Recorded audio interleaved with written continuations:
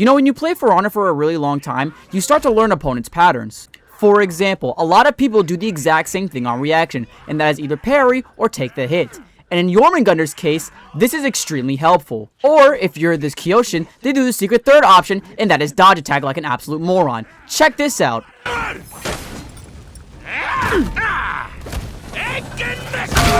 It's Jormungandr time! You see, as the Jormungandr, you can command anything to happen. Like, for example, I wish death on this Orochi, and I summon my stand, the Kyoshin, to deal with that expeditiously. As you can see, the Orochi is horrified as of my aura and the Kyoshin beating the absolute dog shit out of him. When you're Jormungandr, ladies and gentlemen, you can do anything you set your mind to. Another example, let's say I want this ugly-ass Shugoki player that just ran to me to die. If I can envision a future where this Shugoki player eventually dies by my hand, I can just fast forward to that future. Oh shit, he's already dead. Well, ladies and gentlemen, there you go. Time warping Jormungandr strikes again. Ladies and gentlemen, when you pick up Jormungandr, you are deliberately telling your opponent that I'm going to capitalize off of your bad habits. Like, watch as I see how this gladiator does nothing but spam dodge attacks. And I bait him into doing another dodge attack, and I bait him into dodging again, and I hit him into the wall. Another thing with Jormungandr is that even though he really sucks at doing damage because his heavies for some reason do like almost no damage by itself, if you touch a wall with him, that's your ass. But unfortunately, a good Jormungandr isn't enough to save you from retarded-ass solo Q-mates that don't even attack the person with full health and just farm the person you were just attacking. So that's gonna be my ass in this clip. I recently just encountered the warden who embarrassed me a couple seconds ago, and then my entire game plan is me punching him and hitting him against the wall. Remember, as the Jormungandr, your entire game plan is hitting people against the wall, like in this clip. You also get plus 10 luck when playing as Jormungandr. Check this shit out.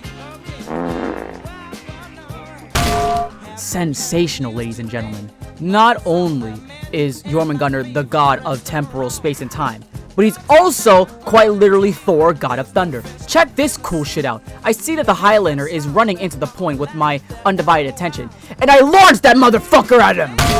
I am not exaggerating when I say this. I genuinely think that the hammer is one of the best goddamn feats in this entire game. Look how much value I get from just that singular hammer throw. I did literally half of his entire health bar. And after a little bit of Jormungandr razzle-dazzle with a light parry, into the grab, into the hit, into the wall, into the hit, we get the kill on the Highlander. And another thing about Jormungandr is that you have to be extremely careful with his stamina. As for this clip right here, after I go for the wall splat, I don't follow up. Instead, I go for another wall splat, and then I push him off of the point. Me pushing the warden off the map helps me get any health and stamina back that I lost when I was fighting the Highlander. Now, unfortunately, that's not going to help too much in the grand scheme of things because in the middle of my very interesting fight with the warden, the rest of the team shows up on me, that being the Highlander and the Orochi that's creeping in from the right side, right about now. And before you ask, no, revenge was not enough, I need my teammates.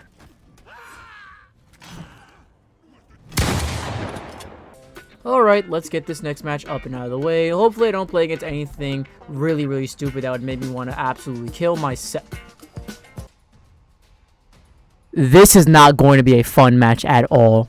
As I engage combat with this Highlander player and the Shinobi respectfully leaves us to have our 1v1, I am trying my best not to get absolutely destroyed, because Highlander is absolutely horrifying to play against. But luckily he does not seem that good, so I proceed to light parry him. So I hit him, guard break him, push him into the wall, I then proceed to heavy and bash the Highlander.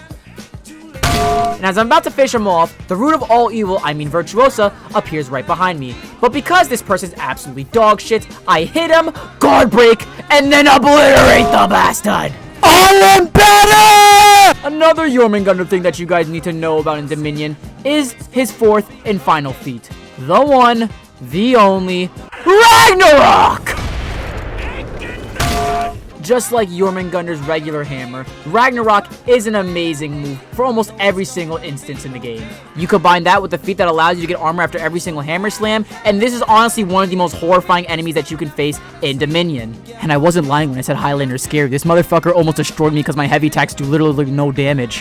What makes Jormungandr super interesting to play as is that at first glance, he doesn't seem all that strong. His heavy attacks don't do that much damage, and he doesn't have a lot of base health. However, when you look into certain things that make you the hell out of my face. But when you do certain things like have proper positioning against walls, and when you bait your opponent into doing a really dumb mistake in neutral, like throwing out a random attack, dodging, doing a dodge attack, and you follow up with massive damage, Jormungandr really becomes extremely satisfying to play as. What the? Peacekeeper, can you please stop interrupting me during my video? I'm trying to teach these people how to play this character. Alright, if you want me to whoop your ass, I guess I can do that too. Get back! Do some stupid stuff in neutral? Give me this light parry. Hold this! Remember, everybody knows that bleed is just a sorry excuse for you can't play neutral in this game. Hold this guard break and die, nigga.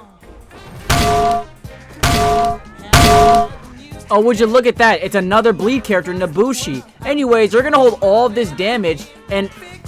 Oh my god. This bitch and her staff, man. Stop poking me. Stop it. Hold this, man. The hammer is so satisfying. Oh my god, it literally does not end. Stop attacking me. Oh, did they revive the Nabushi? GG's, it's over for me. Call me Kyrie Irving because I want this ISO 1v1 in the 4th quarter. Where do you think you're going? Get back here. Light parry. Get back here. Oh, where do you think you're going? Get back here! You're not allowed to go anywhere! You're gonna hold all of this! Don't go nowhere! Where are you going? Die! Die!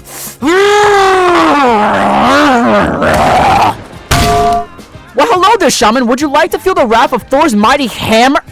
What the? Orochi? How dare you fling that damn kunai at me? As you know what? I'm gonna summon my goddamn stand. The Oceloto. Help me, please. But this is what I mean when I say that the Jormungandr gets a +10 in his luck stat. Because what do you mean I got revenge there? And to repay the Orochi for deliciously giving me revenge, I'm going to beat this shaman senseless with it. Oh, Orochi. Hello, Orochi. What's wrong, buddy? You don't have a teammate anymore. Everything all right? Where are you going, buddy? Do me a favor. Hold this light parry and hold this top heavy. Well, ladies and gentlemen, that is about all the Jormungandr I know how to teach you guys. All you gotta do is guard break, bash, use Ragnarok, and throw that hammer. Put all that again, you'll become the best Jormungandr the world has ever seen. Also, if there's one thing you should take away from this video, is that there is no honor in For Honor. It's just not possible. Hey guys, it's iFly, and I'm doing the outro with my voice this time because I want to tell you guys two things. For one, this is going to be the 40th video that I've uploaded on my channel, which means we are very close to finishing the milestone that I set myself at the beginning of the year. But I'm also using a different type of editing software. You see, before I picked up DaVinci Resolve, which is the one I'm currently using at the moment, I was mainly using iMovie for like the majority of the times on my MacBook. I like DaVinci Resolve 21, but I'm gonna be honest with you, it is extremely complicated to learn. I've only been doing like little splicing and putting clips together, and that already took a long time for me to do. I hope y'all enjoyed this video, man. Y'all take care, be safe. I'm gonna be out and be working on another video. See ya.